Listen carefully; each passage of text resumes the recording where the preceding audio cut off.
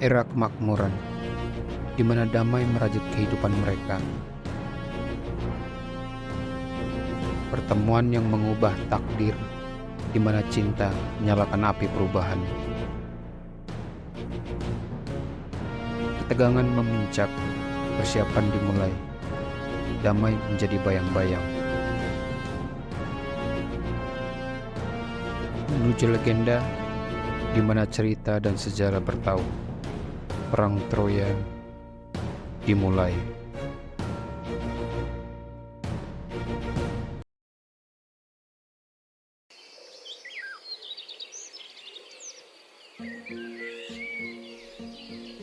Di zaman para dewa dan manusia bersentuhan, mitos tentang pertemuan dan pernikahan Peleus dan Thetis yang berkisah tentang cinta, takdir, dan awal dari konflik yang mengguncang dunia kuno.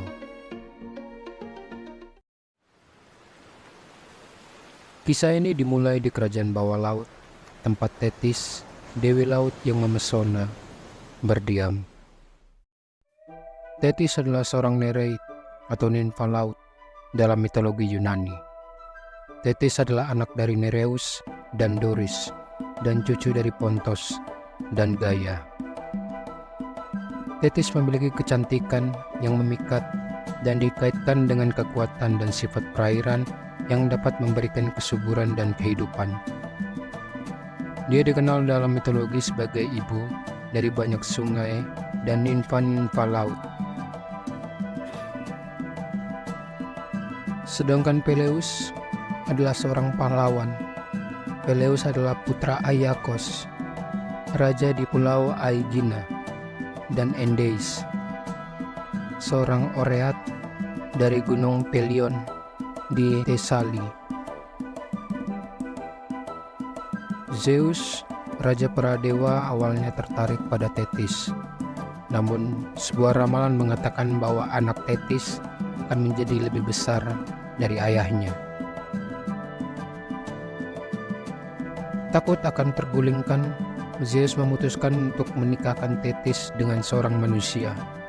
Zeus yang telah memutuskan untuk menikahi Thetis dengan Peleus mengutus dewa laut, Poseidon, untuk menyiapkan pertemuan mereka. Poseidon yang menghormati Peleus karena keberaniannya dan kedermawanannya membantu Peleus dalam tugasnya untuk menaklukkan Thetis. Peleus bertemu Thetis di pantai, di mana dia sering terlihat bermain dan menari dengan ninfa-ninfa lainnya. Peleus terpesona oleh kecantikan dan aura mistis Thetis, segera jatuh cinta. Namun, Thetis tidak mudah ditaklukkan. Sebagai dewi laut, dia memiliki kekuatan untuk berubah bentuk, dan dia menggunakan kemampuan ini untuk menghindari dan menguji Peleus. Diberitahu Proteus atau dewa laut tentang bagaimana menangkap Thetis. Peleus menunggu sampai Thetis tidur, dan ketika dia tidak waspada.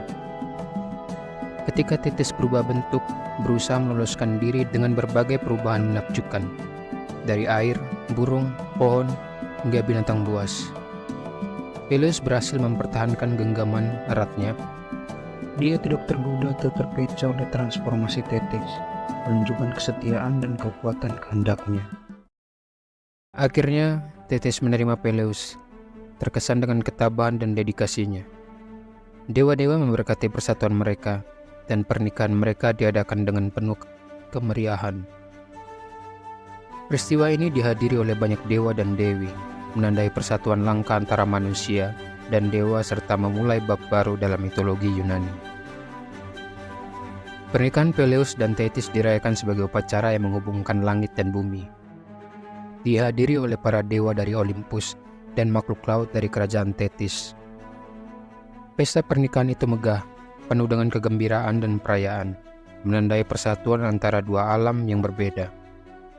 Para dewa memberikan hadiah yang luar biasa, termasuk Poseidon memberikan hadiah pernikahan berupa 2 ekor kuda abadi, Balios dan Santos, yang menandai persatuan ini sebagai harmoni langka antara dewa dan manusia, antara dunia fana dan ilahi.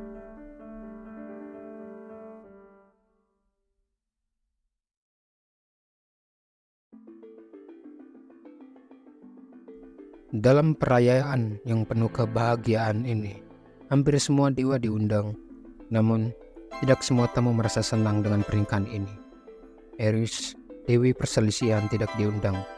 Ditolaknya Eris dari pernikahan ini merupakan tindakan yang dianggap menghina dan merendahkan, dan juga menimbulkan kekecewaannya yang mendalam. Dalam kemarahannya, dia memutuskan untuk menciptakan kacau balau sebagai balas dendam atas pengucilannya. Eris memutuskan untuk menciptakan konflik yang akan mengguncang dunia. Dan ketika Eris datang sendiri ke acara itu, ia diberhentikan oleh Hermes di depan pintu atas perintah Zeus. Merasa terhina, dari depan pintu Eris melemparkan hadiah darinya sendiri, yaitu apel emas yang bertuliskan untuk yang tercantik. Apel itu diklaim oleh Hera, Athena, dan Aphrodite. Mereka saling berebut untuk mengakui benda itu, dan tidak ada dewa yang mau memilih siapa di antara ketiganya yang berhak atas apel itu. Karena para dewa takut menjadi korban kemarahan dari dua dewi lainnya. Pada akhirnya, Zeus menyuruh Hermes untuk membawa ketiga dewi tersebut ke hadapan Paris, pangeran dari Troya, yang tidak mengetahui asal-usulnya, dibesarkan sebagai seorang gembala di Gunung Ida. Seusai mandi di mata air Ida, para dewi muncul di hadapan Paris dalam keadaan telanjang, entah supaya menang atau atas permintaan Paris.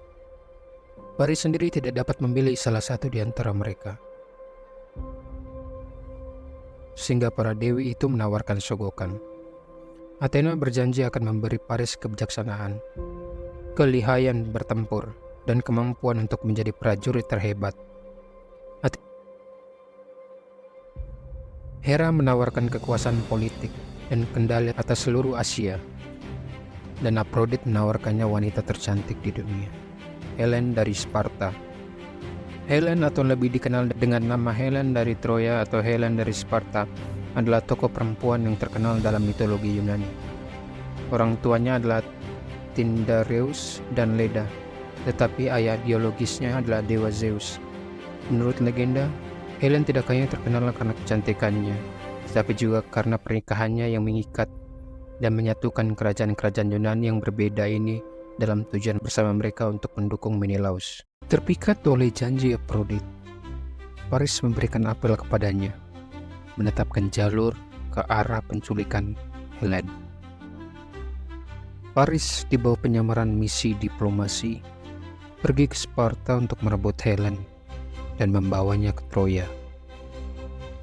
Sebelum Helen menengadah untuk melihat kedatangan Paris ke istananya, ia ditembak oleh panah cinta oleh Eros, yang dikenal pula sebagai Cupid. Sehingga Helen pun jatuh cinta kepada Paris begitu melihatnya, seperti telah dijanjikan oleh Aphrodite. Menelaus sendiri harus pergi ke Kreta untuk memakamkan pamannya Prateus. Hera yang masih tidak terima atas keputusan Paris mengirim badai besar untuk mengganggu pelayaran Paris. Badai itu membuat Paris dan Helen terdampar di Mesir. Di sana para dewa menukarkan Helen dengan tiruannya yang dibuat dari awan, disebut Nepele. Mitos Helen yang ditukarkan ini disebutkan oleh penyair Sisilia abad ke-6 sebelum Masehi, Stesichorus. Sementara menurut Homerus, Helen tidak ditukarkan dan tetap berlayar menuju Troya.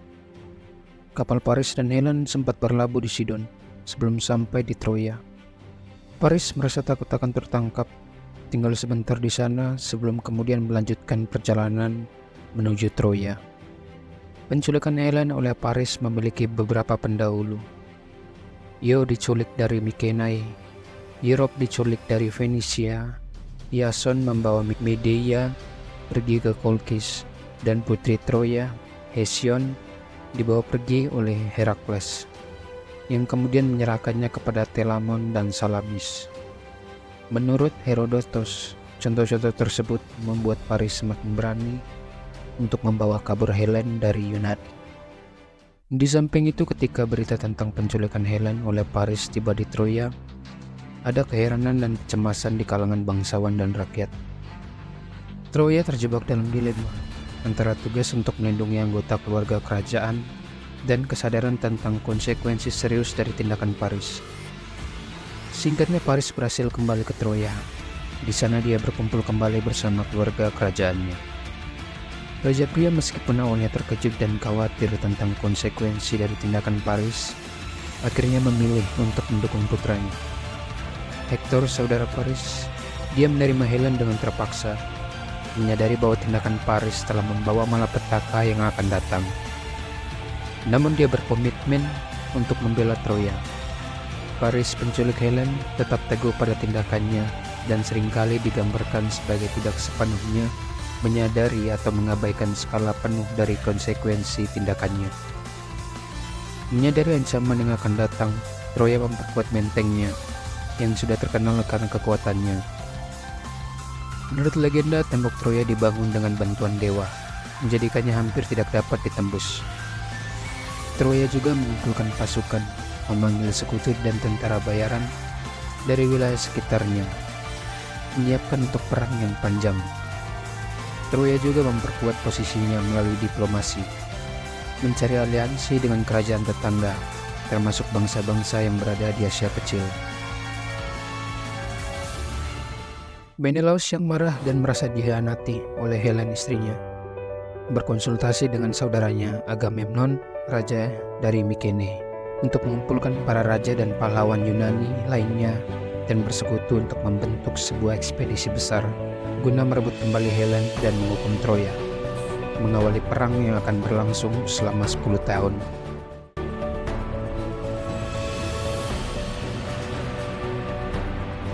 Kerajaan-kerajaan Yunani di bawah kepemimpinan Agamemnon Raja Mykene memobilisasi kekuatan besar.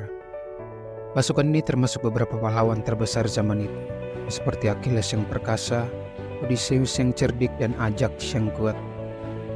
Ketika pasukan Yunani pergi berlayar, mereka tidak tahu jalan dan secara tidak sengaja berlabuh di Misia yang dipimpin oleh Raja Telepos, putra Herakles.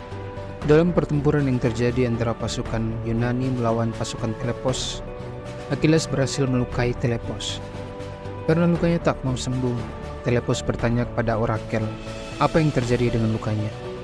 Orakel menjawab, dia yang melukai dapat menyembuhkan. Armada Yunani kemudian berlayar dan dihantam badai.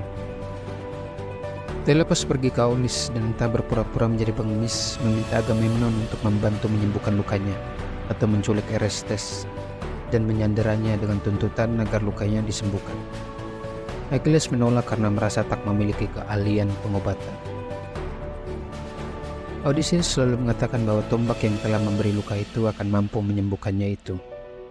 Potongan tombak ditaburkan pada luka dan Telepos pun sembuh. Telepos kemudian menunjukkan jalan menuju Troya pada pasukan Yunani. Perjalanan mereka tidak mudah. Mereka menghadapi tantangan alam dan intervensi ilahi, mencerminkan ketidakpastian dan bahaya yang akan mereka hadapi dalam perang yang akan datang.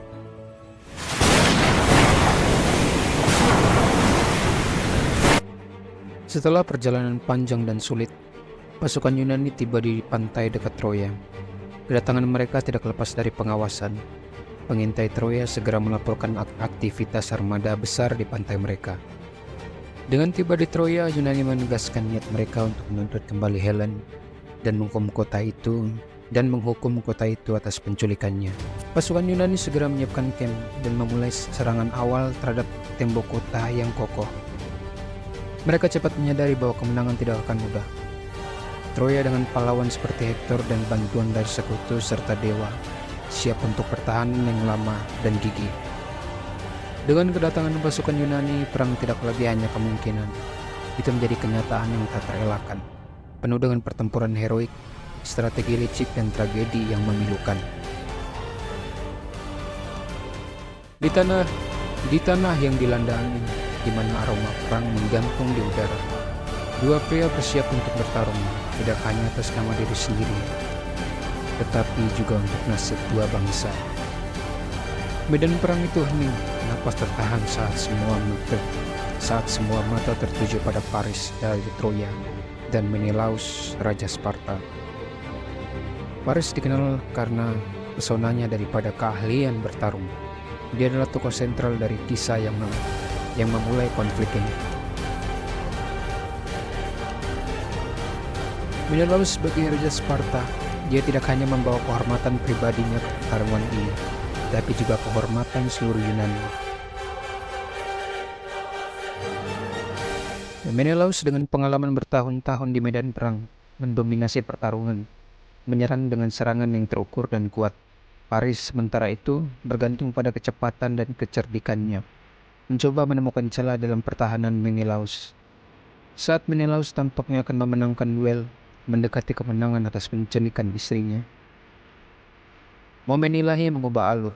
Aphrodite pelindung Paris turun tangan, menutupinya dengan kabut dan membawanya kembali ke keamanan Troya, meninggalkan Menelaus dengan kemarahan yang belum terselesaikan dan lapangan yang bergetar dengan janji-janji pembalasan. Kedua belah pihak itu lalu bertengkar mengenai siapa yang menjadi pemenangnya. Pada saat itulah Athena mengilhami Pandarus, seorang prajurit Troya, untuk memanah Menelaus. Panah tersebut melukai perut Menelaus, akibatnya pasukan Yunani pun menyerang pasukan Troya. Setelah duel antara Paris dan Menelaus, perang Troya berlanjut dengan banyak pertarungan signifikan antara para pahlawan dari kedua belah pihak. Diomedes, salah satu pejuang terkuat Yunani, menghadapi Aeneas, pahlawan yang nasibnya dijanjikan untuk melampaui runtuhnya Troya. Pertempuran mereka penuh dengan ketegangan dan keberanian, hampir mengubah jalannya perang. Namun, Aphrodite memainkan perannya, menyelamatkan Aeneas dari cengkraman kematian, menandakan rencana yang lebih besar dari para dewa. Duel antara Ajax yang perkasa dan Hektor membawa kekuatan dan kemuliaan ke medan perang. Keduanya raksasa di antara manusia, saling berhadapan dengan kekuatan penuh, meninggalkan pertempuran tanpa pemenang, tetapi dengan saling menghormati keberanian dan kekuatan masing-masing.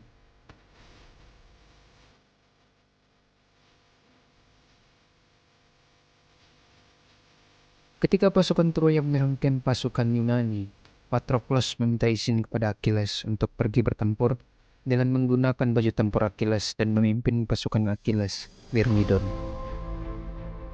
Achilles mengizinkan dengan peringatan bahwa Patroklos harus berhenti menyerang jika pasukan Troya sudah menjauhi kamp Yunani. Namun nafsu perang Patroklos begitu menggebu-gebu. Walaupun kamp Yunani sudah aman dari pasukan Troya, dia tetap merengsek maju dan membunuhi prajurit Troya. Dalam pertempuran yang sengit, Hektor, sang pelindung Troya, berhasil menghentikan kemajuan Patroklos, mengakhiri hidupnya.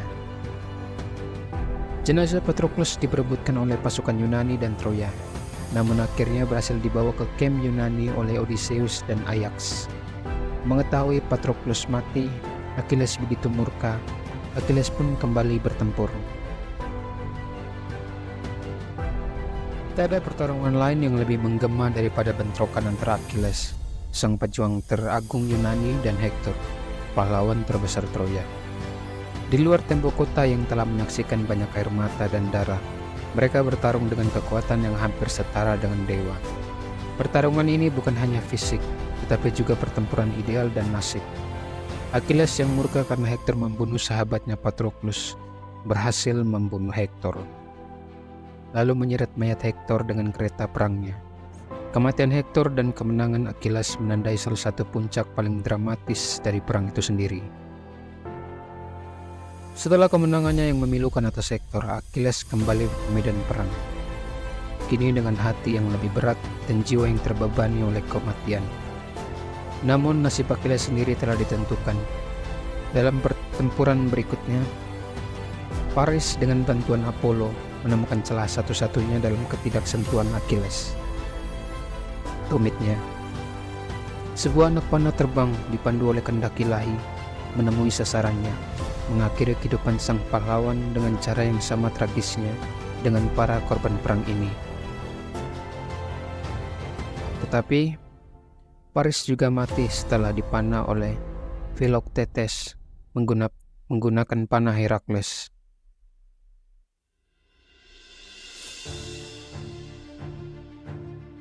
Ketika Achilles terbunuh oleh Paris, Ajax berusaha keras menghalau para prajurit Troya dengan menggunakan tombak dan perisainya.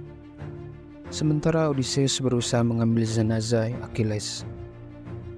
Setelah pemakaman Achilles, Ajax dan Odysseus berebut baju perang Achilles.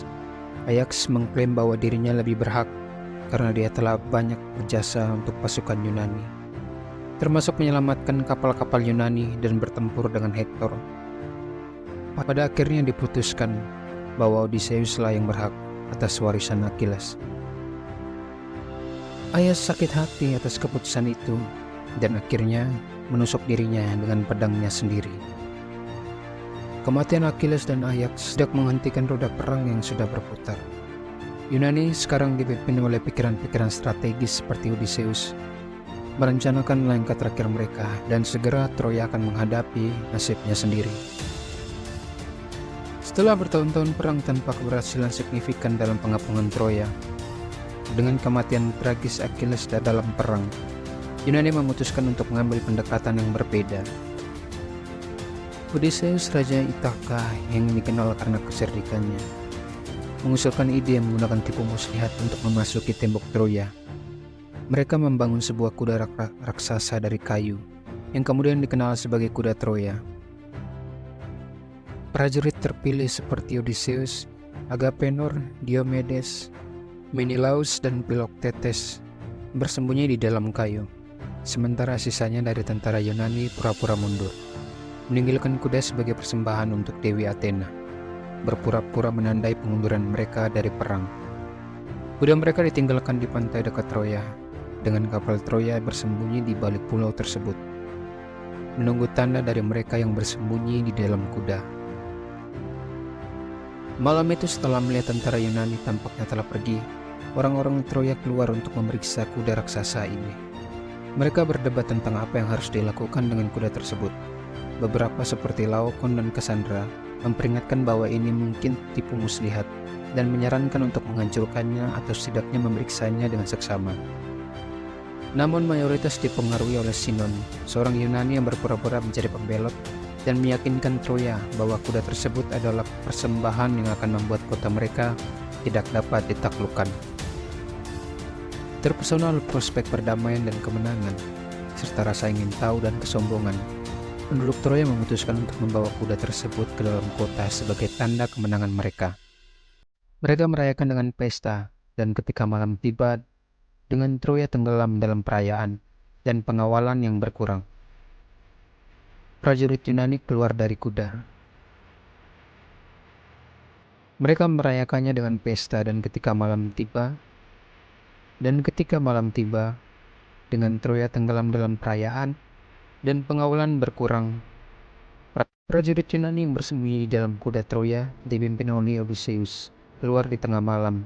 Mereka dengan cepat bertindak untuk membuka gerbang kota, memungkinkan sisa pasukan Yunani yang telah kembali secara diam-diam untuk memasuki Troya. Dengan pasukan Yunani yang menyerbu masuk, Troya terjebak dalam serangan mendadak.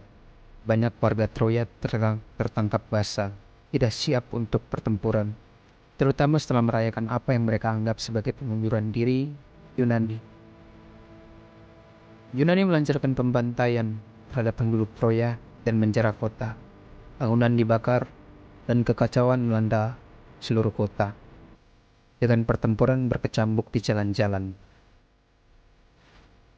Akhirnya, Troya, kota yang pernah kuat dan makmur, hancur berkeping-keping. Bangunan dan kuilnya terbakar habis, meninggalkan reruntuhan yang akan dikenang sebagai saksi bisu dari malam yang mengerikan itu dan akhir dari perang Troya. Kisah kuda Troya dengan semua kompleksitas dan nuansanya menawarkan pandangan mendalam tentang sifat manusia dan strategi. Cerita ini sementara berakar dalam mitologi, membawa pelajaran dan makna yang tetap bergema hingga hari ini, membuktikan kekuatannya sebagai naratif yang abadi. Ini menutup cerita lengkap kita tentang kuda Troya, menggabungkan aspek historis, mitologis, dan budaya dalam narasi yang kohesif dan mendidik.